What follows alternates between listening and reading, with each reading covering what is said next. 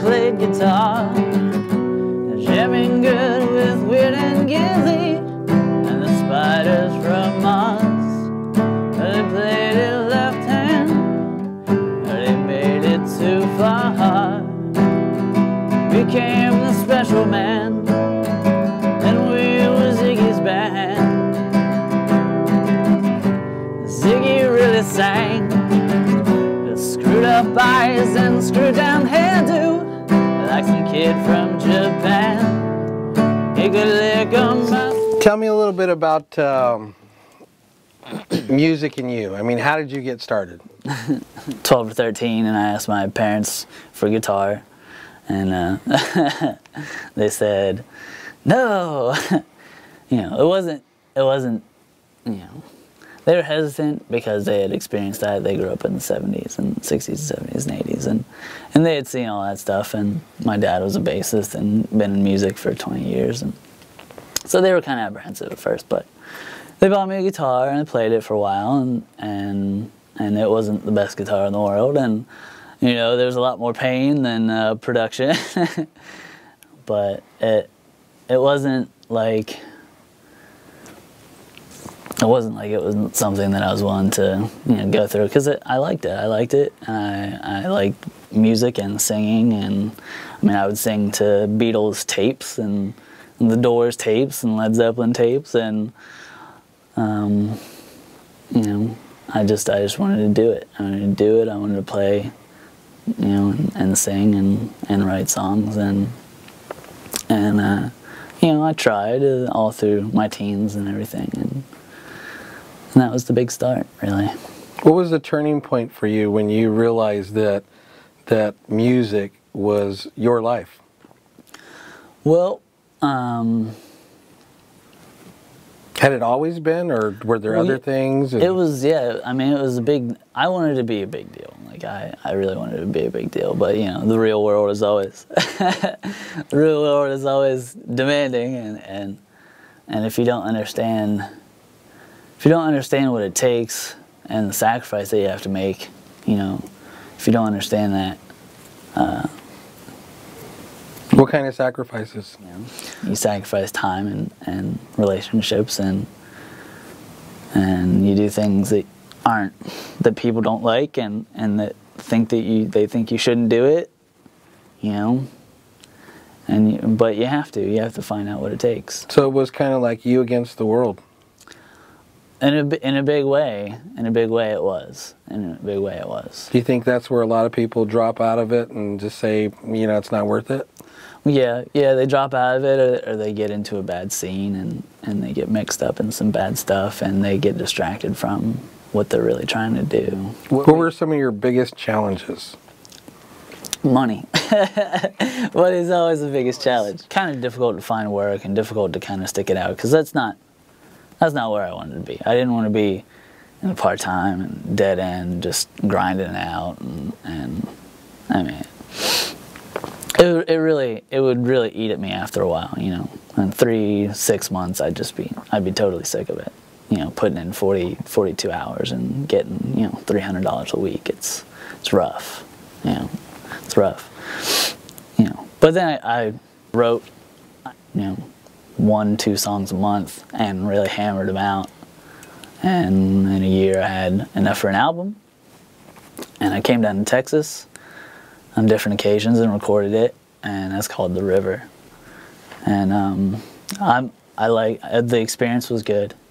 It's always good, you know, to get into an actual studio and to see how it's actually done and be around people that have done it before.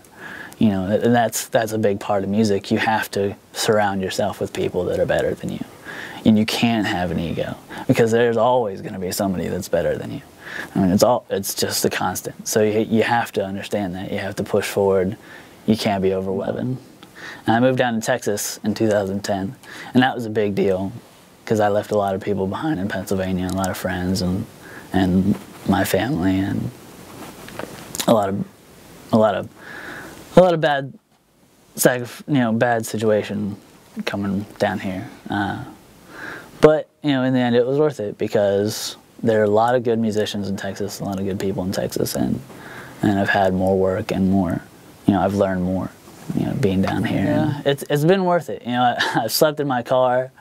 You know, I've had one meal a day, you know, for weeks sometimes, you know, but it's worth it because when I play, man, there's nothing else.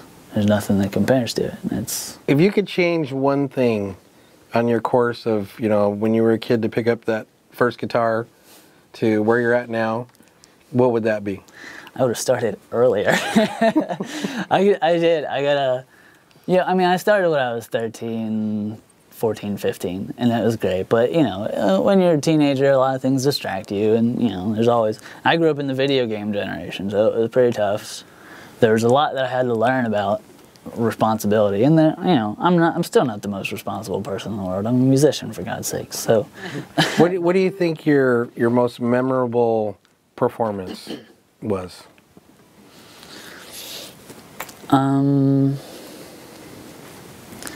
What's bad? I seem to remember the bad stuff. No, you know, the House of Blues was great. The House of Blues was great. What'd you like about that?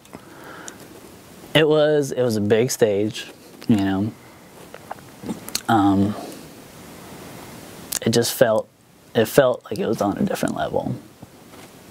Bumped it up a notch. You had your freedom, and you can now express. Yeah, it did feel like it was on a different level, you know, and you know, there's a lot of preparation for that too. So it was special. It was special. Did you get butterflies? Oh yeah, I'll get butterflies. I'll get so pumped up on adrenaline sometimes I can't even feel my hand. What's your worst experience? Worst experience had to be there back in 2008, and we had that 2008, 2009. We had the blues trio going, and it was very early on, so I was having difficulty with rhythm, and I threw a temper tantrum, and it was like embarrassing because I did it on stage, and I shouldn't have done that. It was it was the most ridiculous thing to do, and even like the second after I got done doing it, I was like, I'm gonna regret that for a long time. A long time.